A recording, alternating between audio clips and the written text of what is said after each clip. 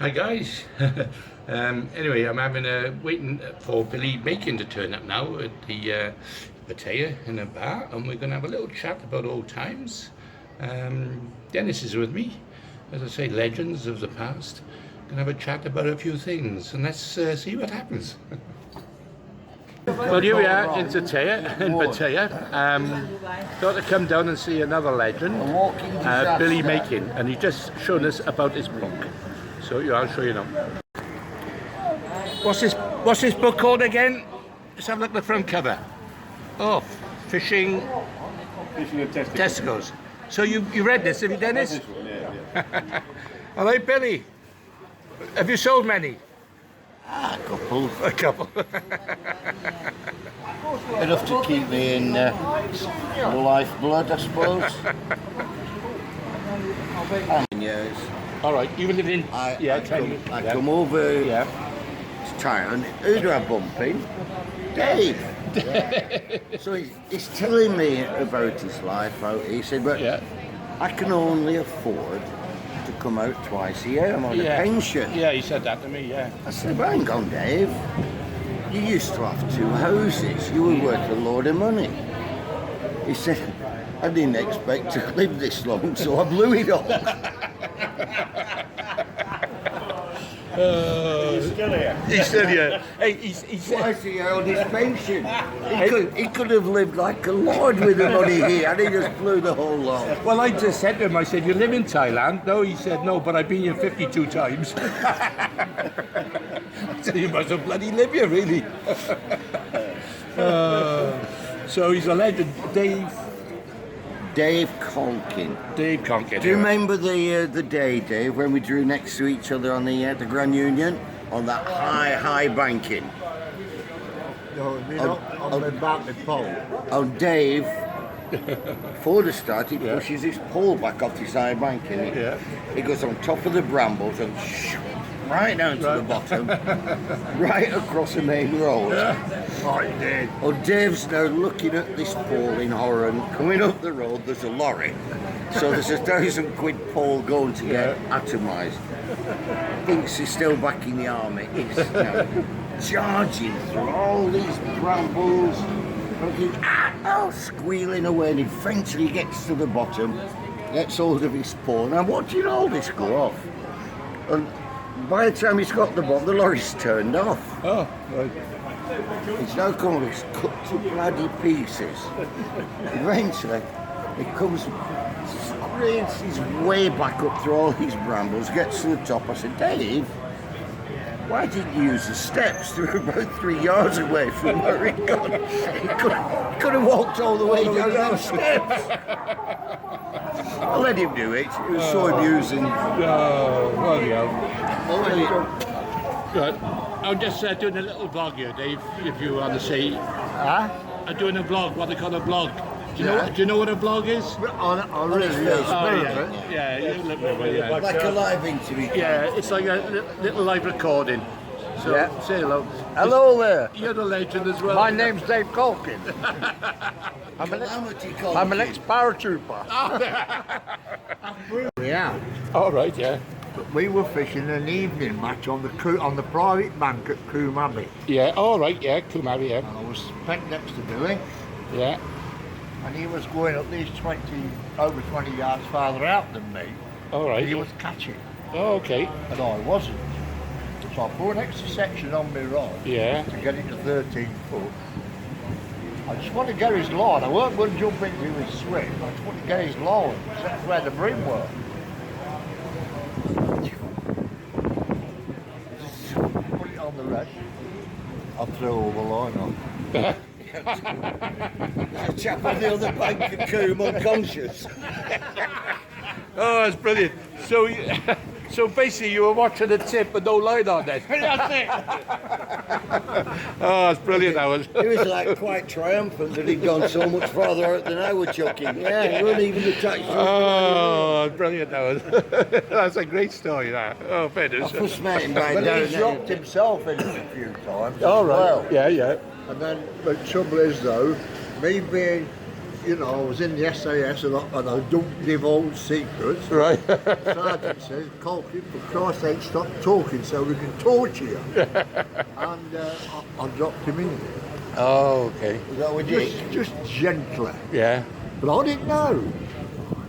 And this guy pipes up, yes. It was the antics with some woman. This guy pipes up, yes. That's my daughter.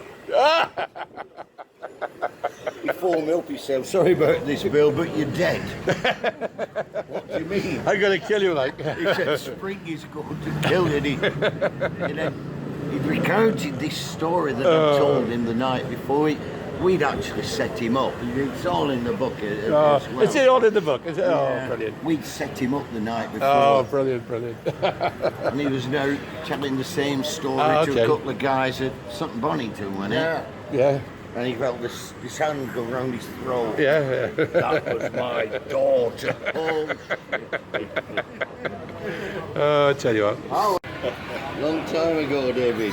So he was in the army, he wasn't even shaving then, is he? He weren't even shaving. He's not shaving anymore, but look at it. I didn't have time because you rung me up. Oh, I know. Bloody hell, I told you. I said you'd be looking to get in on this time ago. I haven't been up long. He said you're like a night owl, so yeah. Well, I move my clock on probably 6-7 hours. Yeah, right, okay. You know, I'm working the night, working. Yeah. Emphasise the word working, beer testing, training the girls. Training the girls. Training the girls. So I sort of get to bed 3-4 o'clock. Get up maybe 10-11 o'clock, you know. So I never see the sun in the morning. I know you told it the story once before, but tell me again, what happened? You went to Spain, I think. We sold Makin's fisheries, didn't you, right? And then you went to Spain. What, to Tenerife? Oh, Tenerife, right? Yes. Yeah, okay. That's not Spain, is it, Tenerife? Spanish speaking. Oh, It's part of, right, okay. it's owned by Spain. Okay. The British gave away all... My weight was, when the carp were like that big, 30 odd pounds. Yeah? Yeah, What weight did you have? Can you remember the weight? No, I think I broke it with chub, not carp, but Cassia Barrett. Chub, yeah, right, Cassia well, I Barrett. thought you were talking about Marsworth, with the area with the No, I didn't win at Marsworth, but no, I never won a match there. Castleberry Park. Castleberry Park. Yeah, Chub. Chub. What weight did you have? I can't remember now. I think it was 1 out short of 30. I didn't break your record. Because you're well known for catching that carp in a match at once. It was headline news, if I remember, many years ago. Well, it was a silly situation. I was sort of in second place in the Matchman of the Year. Right, okay, yeah. And I just got the one bite. And it won me the match, which took me into first place. So in a way, it helped me win the Matchman of the Year competition. Right, so okay, yeah. that's why the carp became so famous. Oh, okay.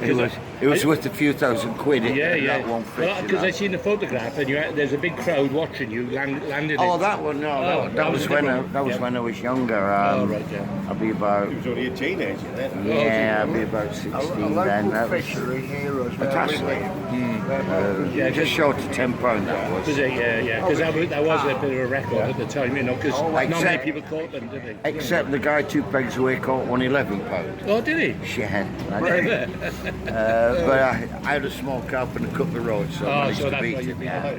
It was a winter match, freezing cold winter, and I have to say I drew probably the best swim on the entire Bridgewater Canal, so it was getting the devil's out because there's sunken barges there, but this one decided he didn't want to go under the barges. Most of them did, this one didn't. Okay. Decided to play in the middle of the canal, so I kind of like lucky on that one, you know. Of course, this is the day before the poles and all that one. It was all, it was all rod and line, fishing. Let me think.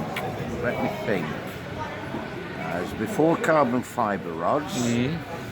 I had an Abu 505 reel and the Abu Mark 6 rod, which was glass fibre. Yeah. I think it was a steel boat. Yeah, that's right. It was the first one that ever came in the country. Oh, okay. Because the guy who was in charge of Abu UK was a chap called Tony Parry, who lived near me and he used to give me and my dad tackle to test out.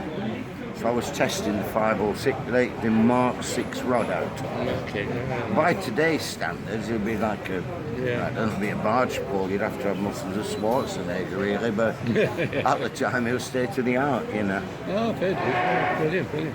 People don't realise how far tackle has Oh, progressed. it's come a long way, yeah. So when I first started, match fishing, I had a wooden rod. Literally. Yeah. Then the next stage of development was steel. You had the polo, taper, flash, taper flex, tubular steel. Yeah. Then you moved on to fiberglass. Right. Yeah. And the first carbon rods, I believe, were Bruce and Walker, but they hadn't got the top section right. It was the bottom part of the top section was carbon, but it was sort of interwoven with fiberglass as you went on the top 2/3 of it, because they hadn't got the technology to produce such fine carbon fibre. Then, of course, after that, they moved on to full carbon fibre rods. They had boron. Yeah, I remember boron. Now, the next stage of development would be nanocarbon, but then you'd be talking like £50,000 for a pole. But it could be 50 metres long, and you could hold it in one hand. Yeah. And it should only be as thick as your little finger. But, you know. Things have come a long way, as you said. Oh, we're a long way from that, yeah. Yeah, brilliant. Yeah, okay. But talking about Benny Ashers, he was, I think, was he one of your heroes when you were young, Benny? He was a mentor in mentor, some respects, yeah. Every Friday night, Yeah. Dad and I go around on my dad's Lambretta and collect our bait Okay. Yeah. for the week, which we'd then turn for casters for the weekend. So, and quite often we'd just go into Benny's house and we'd sit talking fishing. That's right, I'm thinking too, yeah. I suppose I'd be about, 13, 14 at the time. And if I had a particular problem, I'd talk to Benny about it and he helped to put me right on it. Okay, Particularly on the swing tipping. I just started swing tipping when I was about 14. Something I'd read in the Angling Times. Something swing tip thing invented by Jack Claydon, I think. Oh, by Jack who? Jack Claydon, I think it was. Clayton. Yeah, so it wasn't Ivan Marks and that lot then that basically... Well, they followed on from the invention, Right, okay, yeah. Well, I read about it in Angling Times and I made one up and I got endless problems. I was threading my line through a bullet weight thread. I knew nothing about paternosters. And I explained the problem to Benny. I was getting loads of bites. I'd never seen them. And Benny showed me how to set up a little paternoster. I used it the next week, blew it down, went on the match. You won the match? Exactly as Benny showed me. And so for a number of years, whenever we went down on Friday, if I got any problem, I'd talk to Benny. Okay. At the time, he was one of the two best anglers in the country, if not the world. The other one being Billy Lane. Billy Lane, yeah. They were light years ahead of anyone else, and to be able to tap into that knowledge once a week was quite something. Yeah, I bet it was. Brilliant. Yeah. I could have spent 10 years trying to work out how to swing tip. I sat with Benny and I learned in 10 minutes what I needed to know. Amazing, He even drew it up on a bit of paper for me how to set it up, you know. So who would have ever come up with a paternoster? Yeah. Someone did. Whether it was Benny or not, I don't know. No. But he certainly passed it on to me. You? Brilliant. Brilliant. And I like the date because we're sitting on the table as Kevin, and I can't remember the other girl, but Kevin, his dad's over there, Benny, and I can hear this. I said, what's that doing? He says, that's pacemaker. I think you were taking a Michael. I didn't know pacemakers make a noise. It's like Pools and Horses, yeah? I don't like the old last of the summer wine out. Close that bar fish there does not go in their nets. Who said that? Kevin said that, the Clive Smith. Clive Smith. Yeah. Because Yeah. it upped it after the whistle. The whistle of God you lift up. that he lifted, he says, that fish not go in their net. And what happened? It didn't. Did he go in the They net? wouldn't argue with him. Oh, you would argue with Kevin? No. Oh. I see guys, I've heard guys as big as me knocked it flat this way, don't worry. Well, when he got burgled, that killed him, didn't it? Yeah. Well, Only one problem. yeah. He didn't fish the peg that he threw. Oh, There were boat turns, and they would turn up late. 5 minutes to go. Everybody sat on the peg. They'd dip their hand in, look at it, walk down the canal. But unbeknown to anybody, they'd already checked on the bait like a blank peg, saying Madeleine Basin peg number 35. So they put their hand in and go, there might be 10 pegs left, not drawn or whatever. 35, where's that? Oh, you lucky bugger, right in the middle of the basin. It weren't 35 at all, but they knew it was empty. And in them days, they just wrote the results down on a card, but they never put your peg number down on the card. So all you had was a little piece of paper. If anybody checked, you'd lost it. I watched that happen very, very often. I watched cheating at rugby. Rugby, they were terrible cheats. Oh, they were. Terrible cheats. I can remember turning up for a match, good match, 100 pegs plus, and the organiser and 2 or 3 of his mates were just hanging around. So I've drawn fairly early, everybody's drawn the peg, and lo and behold, all 100 pegs are sold out. So the organiser and his 3 mates tag on the end in a completely different length, give themselves 20, 30 yards apart. And I watched that, and I only ever fished that one match at rugby. I said, I'm not putting up with that, because I'd seen some of the best cheats in the world up at Lee. I could smell a rat long before it ever came out. And these rugby guys, I could smell them before the tickets even run out, and knew exactly what the game was. Exactly what the game was. So there's cheating. We had a case, down on the Huntsville where the organiser, he ran what they call a golden ticket, golden number, but he would only ever draw it after, not before. Yeah. So nobody really knew. Anyway, it went on for years, and it went up to thousands of pounds. You didn't know if it had even gone in the bag. No. Yeah. And have a guess who won it? No, The you organiser. Oh, I tell you. Leader, Who's this with Bob Nudd now? Bob Nudd, yeah. Yeah. I said, come with me, Bob, I want to show you something. So I took him down to the reptile pool on my lakes, making fisheries. We sat behind Finlay, Andy Finlay. Andy Finlay, yeah. I said, now, what's this guy, Bob? And we sat down for about 30 minutes. In the end, we got up, and as we walked away, he would. He's the slowest methodical angler that I've ever come across. He really is. He doesn't speed up at all. It's the same pace. He is the most natural angler I've ever seen. I fished with all the best anglers in Britain, and I suppose the world, if you like. Going the Italians I've fished with and against. Yeah. And I've never come across anybody quite like Finlay. No, you won't. The only guy who I would say come close to him would perhaps be John Dean. But John Dean packed in. He's the only one to kick your ass for angler of the year, isn't he? Yeah. Got me So some what was his flipping name? money. What was his He name? hates What him. was his name again? John Dean. No, not John Dean. Andy Finlay. Andy Finlay. Okay. Yeah. The Finn. The Finn. Yeah. He writes a lot in the angling He's press. still doing vlogs now. He Oh, comes up with all Does he? sorts of different innovations. Oh, he's unbeatable. Oh, is he really? Oh. And I'm just glad I never had to compete against him. He's a thinking angler. So Not smart. He's So he was an angler that maybe bypassed the international scene, really, with the England not. Or I phoned both Mark Downs and Mark Addy about this guy several years ago. right. Okay. 20 odd years ago, and told them to check him out, but they never did. He never pushed himself, but No. he could have beaten Yeah. the entire England team with one hand behind his Is back. that right? Oh God, Okay. it was that That bad. there feeders team, he wouldn't even go fishing. He said, I can beat all of them. Oh yeah, And they knew it. he could fish with one arm and beat the whole lot of them.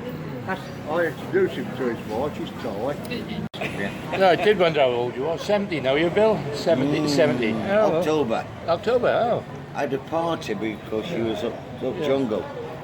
Well, I was 73 last week, Oh yeah. No, and they said to me, "Do you think I'm going to celebrate being 1 year closer to fucking death?" Ah. Well, I'm a little bit more confident than you. We had a good band Yeah, out. 'cause you're 3 years younger. Well, we had a good group on my 70th birthday party, and I booked them for 18th of October 2029 when I'm 80. So I'm pretty confident.